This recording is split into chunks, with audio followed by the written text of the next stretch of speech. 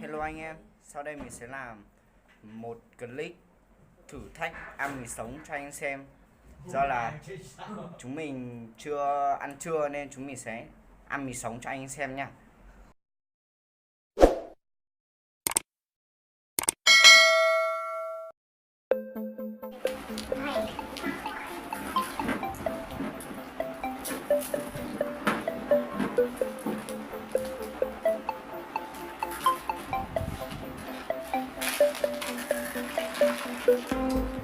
Người buồn thì đổ cơn mưa, người buồn ăn mì thì tối lên kiểu.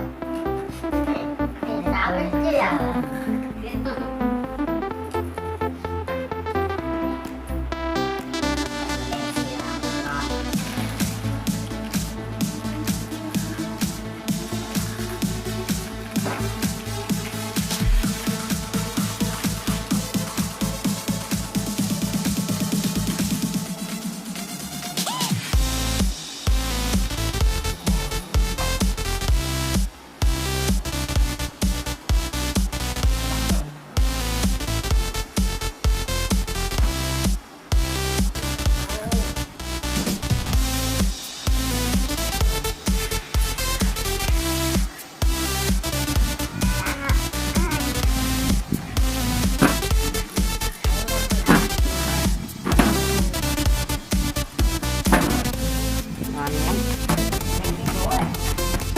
Ngon thật nhỉ.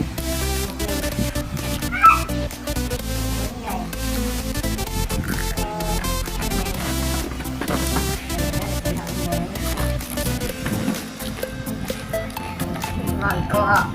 Ngon này.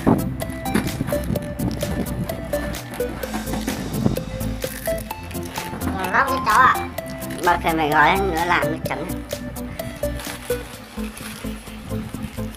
Ngon lắm các cháu ơi. Hôm nay ông làm một clip mới để các thành viên của ông ăn. Này làm clip tránh vlog. Ngon lắm các cháu ạ. Cho này chưa phá công nên anh em mình này làm tạm đi cho anh em xem. Đây, bây giờ mà mình sẽ ăn. Bật nhà mình kéo gì nữa ngoài đi rồi.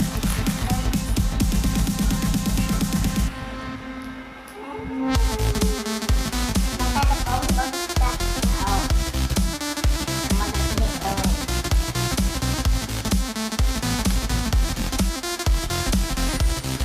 Mời anh em.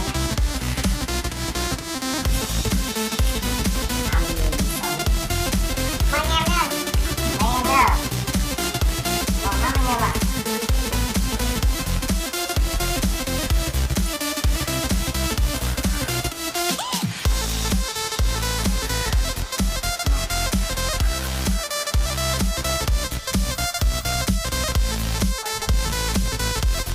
Đây là một thử anh em ạ.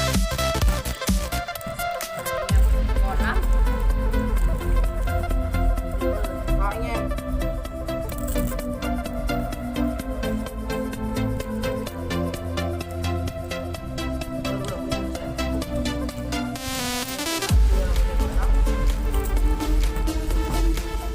Cảm ơn anh em ăn.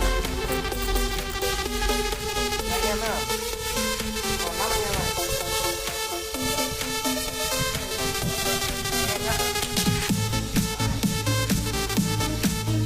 Mời tất cả anh em nhá. Mua tạm thì ăn em. Không tạm tối nay không có nước anh em ạ. Em với nhau không?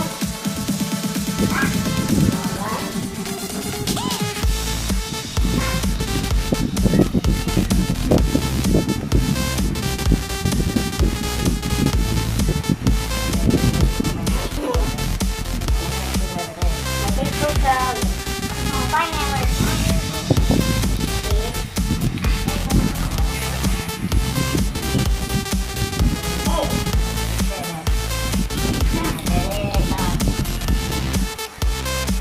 Tay một anh em cảm giác nó sướng nó tê tê nào anh em ạ. Đây là ngon lắm anh em. Và mình sẽ ăn miếng cuối cùng nha. Sẽ 3 phần đấy. Mua lắm anh em ạ. Với anh em mình ăn áo không nổi mình sẽ ăn phần nhỏ nhất. Mời anh em nha.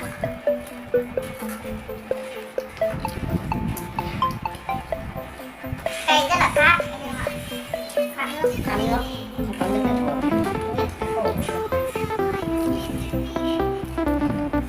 là ngon quá.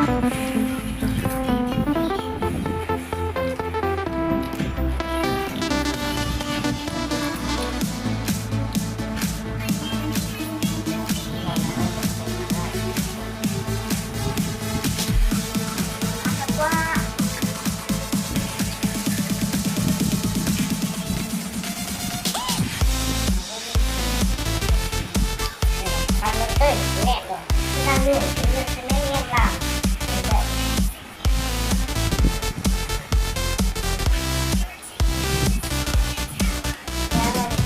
Giờ không ăn nổi nữa anh em ạ. Giờ có lở trong bụng. Ngon. Ăn nhá. Ăn lên trời, ăn lên này.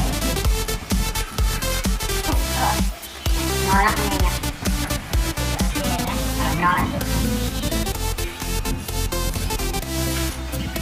Mà được có lợi để có lợi không phải là không mất là một phải nước tôi đi bánh nước thì lượt đi đây là cho rất lạ anh em phải thằng kia nó ngoan phải đi xin nước anh em nhìn mình ăn thì anh em chưa biết luôn, ăn vào từng bên này anh ạ. Rất cay rồi. Ok. Đây, vậy thì bọn mình đã ăn xong rồi nhá. Anh em nào thấy hay thì hãy đăng ký kênh và like chia sẻ kênh hộ mình nhá. Hãy like, đăng ký kênh và chào anh em nha. Hello, chào anh em. Chào anh em.